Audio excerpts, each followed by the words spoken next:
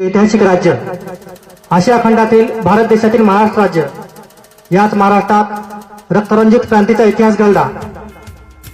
मुघलांची मोगलशाही या ठिकाणी फोफावत होती। गरिबांच्या लेकीबाळी मुघलांच्या वासनेच्या बळी पडत होत्या।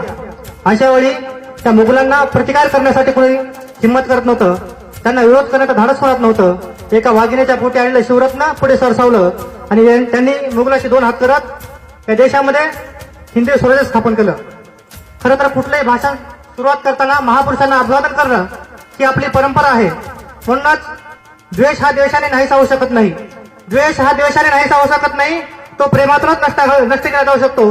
हे एक नैसर्गिक सत्य आहे असं सांगणारे महाकरुणाकारी तथागत गौतम बुद्ध, ज्यांच्या अभंगवाणीतून विचाराचे मुळे फुलले, ज्यांच्या अभंगवाणीतून विचाराचे मुळे फुलले असे संत तुकाराम महाराज। मी नेहमी सांगतो, असं म्हणतात जिथं मस्तक टेकवावं अशा नमस्काराच्या जागा खूप कमी होत चालल्यात। असं म्हणतात जिथं मस्तक टेकवावं अशा नमस्काराच्या जागा खूप कमी होत चालल्यात, पण ज्यांचं नाव ऐकतात आमचं मस्तक नतमस्तक झाल्याशिवाय राहत नाही अशी आमच्या राजमाताची जाऊ।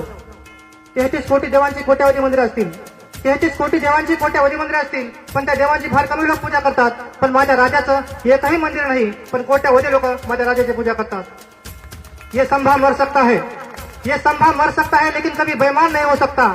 ये संभ्रम मर सकता है, लेकिन कभी बेईमान नहीं हो सकता, अशी ज्यांची ख्याती होती असे आमचे छत्रपती संभाजी महाराज।